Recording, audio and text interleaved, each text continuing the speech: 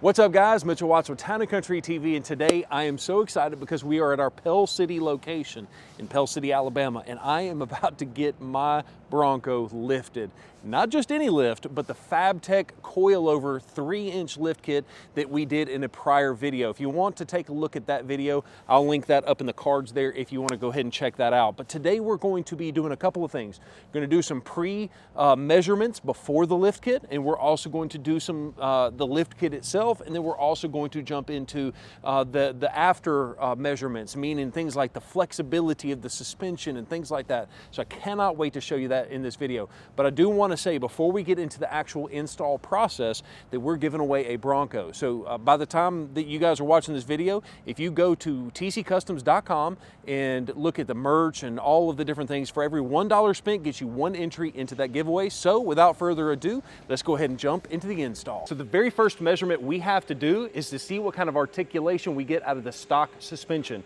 Now keep in mind that the vehicle is turned off right now, the stabilizer bar is connected, and I just kind of want to get a baseline. Then we'll do it again with the stabilizer bar disconnected, and then once the lift kit is completely installed, we'll go back and do the exact same thing with that Fabtech lift kit, because they claim more articulation. So are you ready?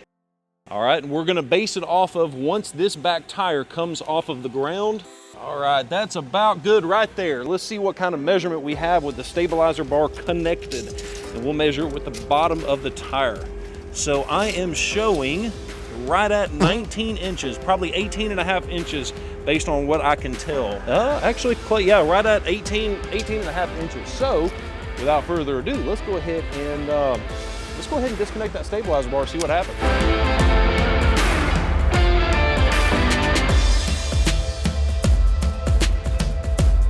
Perfect, that's right where that tire is touching. Let's see what kind of measurements we have.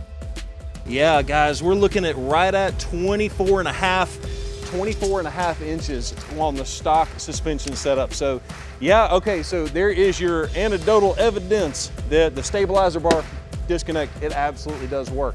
I just can't wait to see what it does with this Fabtech lift.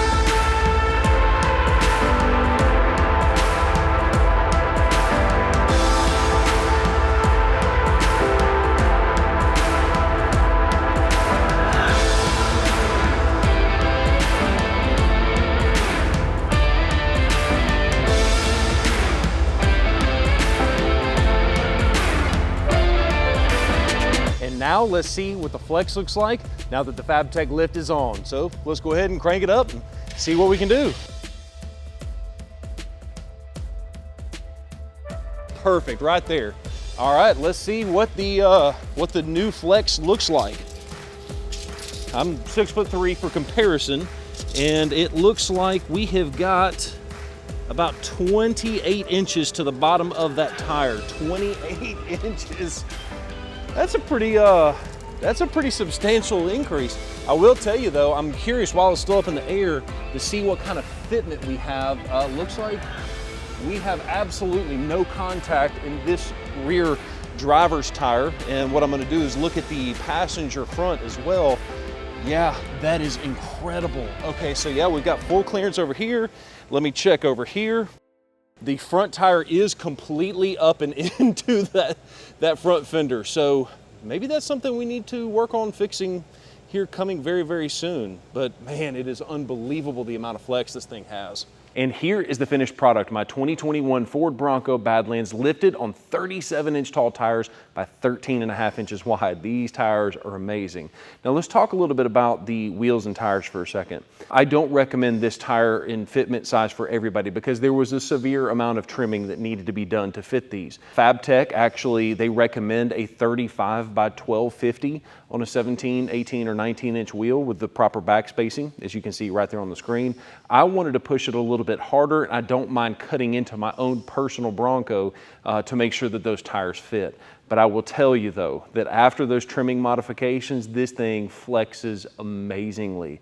And that is one of my biggest upsides with this particular kit, is how much articulation you get out of this suspension system. Proper off-roading videos are definitely coming, but in the meantime, I do want to take a second and flex this thing back out on the mound or the tiny little hill like we did in a couple of videos before. So let's go ahead and pull it up and see what kind of articulation gains, you know, outside of just lifting it with a forklift.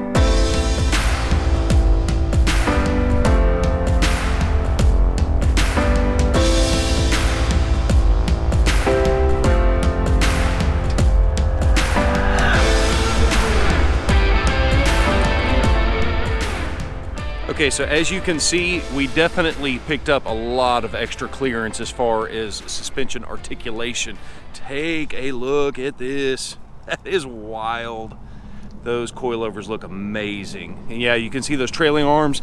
They're definitely doing their job, that's for sure. So pretty cool stuff. And as you can see, our biggest area of concern is actually the tire might be a smidge too big for the top of the fender. So yeah, maybe we'll have to do something very, very soon to fix that. But a pretty sweet little setup. Let's take a look at the passenger side. Oh, she's tucked up nicely. Look at that. Yep, got some good tuckage going on. It's amazing how much suspension articulation you can get with just a quality lift kit on the new independent front suspension for that Bronco. So the first order of business on this test drive needs to be to weigh this puppy. But before we can weigh it, we have to actually fill it back up so that way we can compare apples to apples of how much weight this puppy has gained since the lift kit. All right, so it only took 6 gallons worth of fuel because once again, it was already almost full. Wanted to compare apples to apples, so take a look. We've got the certified cat scales. So let's see what this thing weighs after the fact. All right, so here are the results. As you can see, the new weight of the vehicle is 5580, which is crazy because it's exactly 200 pounds heavier than what it was before we did the lift kit. Now, I will tell you though, that yes, this is the stock 33-inch spare tire. I've got a 5th spare tire coming for the vehicle. Actually, it's already here, but anyways, for the bigger tire, you have to have a relocation bracket to bring it up because otherwise it won't actually clear over the bumper. So that is one thing that's going to be a little bit off. The truck will be a little bit heavier, if I had to guess, probably another 50 to another 60 pounds by adding that bigger tire. But yeah, isn't that crazy? Only 200 pounds difference. Now, I will tell you, you're going to notice a little bit of drivetrain loss as far as power is concerned by going from a 33 to a 37, but let's go ahead and talk about that on the test drive. All right, so as we're leaving the gas station, I'm just kind of shocked that it only gained 200 pounds worth of weight. How does this look? It looks like it's a little bit dark in here. So you know what? Even though it's a December day that we're filming this, one of my favorite things about the soft top. Now, at least can I get a like for freezing my butt off in December with the top back, just so that way it looks a little nicer for the camera. All right, so I've got 70 miles on the odometer since we had the lift kit installed. So I've gotten a little bit of an opportunity to kind of see how this thing rides, how it handles and things like that. Now, a couple things to note is that the on-road drivability is been perfectly fine. Yes, we cranked up the coils just a little bit to give us a little bit more clearance. When you do that, it does stiffen the ride up just a little bit, but I am perfectly fine with that sacrifice. But that is one of the reasons that I love this Fabtech Lift, is because it is completely adjustable. That's exactly why I like it, is because if you want to go down a little bit, you just adjust the coils. If you want to go up a little bit higher in lift, you just adjust the coils, and there you go. But the best part is that Fabtech sends these coil overs. They send them out with the appropriate amount of lift from the factory. So if you don't want to adjust it, you don't have to. So the vehicle still feels very planted, if not maybe even a little more planted than it does from the factory. A part of that is probably the wider track width of the vehicle, since I've got that more aggressive wheel and tire option. The other thing is probably just the actual suspension itself. So when you're accelerating, when you're stopping, everything still feels very, very planted. Yeah, I mean, no issues with acceleration. That's one of the things that people are like, well, you know, I need to change my gear ratio. I need to change my gear ratio. Now, in full disclosure, this is from the factory, a non-Sasquatch Badlands. And what that means is that it's got 4.46 gear ratios in the front and the rear. Now, if you get a Sasquatch, it comes with a 4.7 gear ratio, a little bit more aggressive. To me, I don't really care a whole lot about that. I mean, yeah, it would have been nice to have that 4.7, but to me, it was more important to order the vehicle in a way that I knew it could get built a little bit quicker. And that's the reason I opted for this way. But do I plan on or need to change the gear ratio just to make everything make sense? Not at all. This thing's got plenty of acceleration. You put it in 4 low, you're gonna have plenty of torque to get over that off-road obstacle. But once again, we've got off-roading videos that are coming very, very soon, so stay tuned for those. But by and large, I'm just very, very impressed. Now, I will tell you though, there is something that's kind of funny about accelerating in this vehicle, and let me tell you about that. So unless it is very slippery, nasty conditions out, I'm always riding around in this thing in 2 high. Now, you have the ability, if it's nasty outside, or if you're just wanting to accelerate a little bit faster, to put it in 4A. That's a 4 automatic. That is designed to have 4-wheel drive with clutches that allows you to drive it in 4-wheel drive on the street. 4H is something you don't want to drive on the street on, so just kind of keep that in mind. But as I'm riding around, oh, this is perfect. I'm changing subjects real quick, but I've got a railroad track. Let's cross this thing safely at a decent speed. Dude, yeah, a couple things shaking around, but I can tell you, in comparison to my old white 2021 Ford Bronco that had the 4-wheel parts coilovers, this setup can definitely handle a little bit more of abuse, and it keeps the vehicle a lot more relaxed. But back to the acceleration thing. I'm doing 30 miles an hour, step on the gas. It feels very planted. Just like stock, you kind of feel like the vehicle stays planted as you accelerate. Here's what's crazy. As I go in and put it in 4A for all-wheel drive, when you go to accelerate, check this out. The truck squats back. It's almost like it's in rocket mode. It's kind of awesome. Now, I know it's probably not the best for the transfer case, but it's my vehicle. I can do whatever the crap I want to, right? But it's just interesting to note that in 2 high, it accelerates like a normal Bronco would, but in 4A, that thing almost kind of squats down a little bit, and you feel like you're taking off in a rocket ship. Even though it's not exactly fast, it's plenty fast enough for 37s in a Bronco. One of the things I love about this wheel tire offset combination, the turn-in radius is all there. In my white Bronco, I had a 17 by 8.5 or 17 by 9, but it was a positive 30 millimeter offset. And dude, at full lock, that thing would rub on the inside of the frame. Well, now that I've got a 0 offset, this thing can go full lock without any rubbing issues on the frame, that is. Now, keep in mind, we did do a lot of trimming, but nothing that I'm not scared to do myself. Now, I will say also, in full disclosure, because we trimmed the bracket where the rear crash bar bolts in,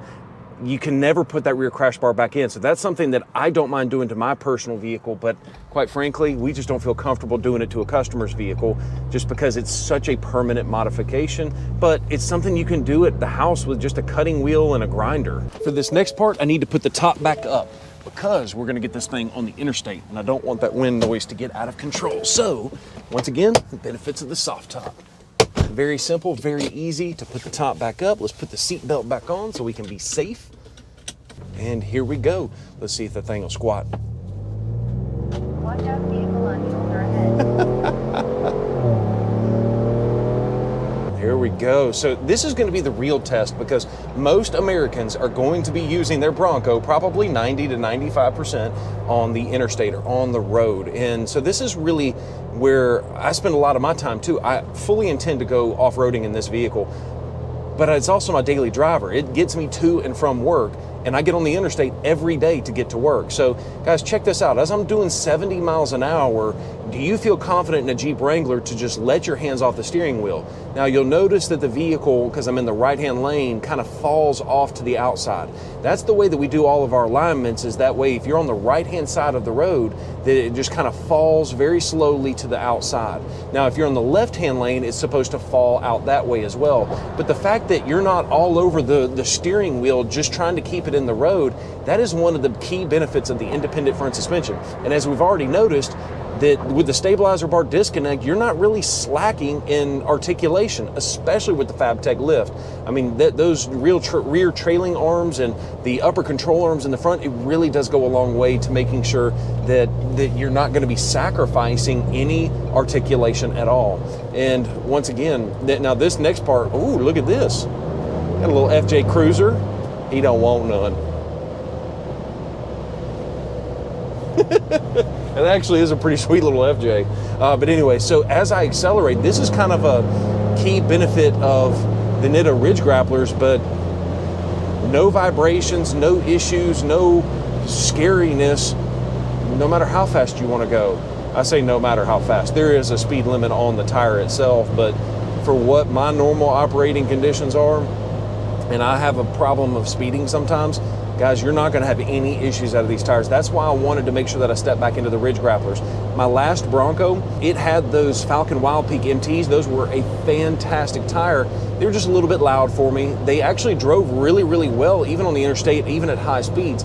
But it's nice to have a little bit quieter of a tire for what I'm gonna be using the vehicle for. Now, if I plan on doing some crazy hardcore off-roading, maybe I'll buy a set of beadlocks for when I go hardcore off-roading and go with a mud terrain when I do that.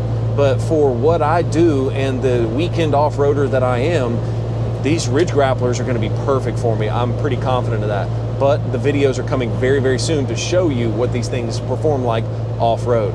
Guys, if you haven't already done so, go to TCcustoms.com and pick you out a hat, a shirt, any kind of merchandise. Get you, for $1 spent, get you 1 extra entry into that giveaway. So go ahead and check that out. That giveaway does end soon, and it is a guaranteed giveaway. Someone is going to be walking away with that Bronco. So make sure you go ahead and check that out. And if you haven't already done so, subscribe to the YouTube channel with the bell notification turned on so you don't miss a single video. Peace.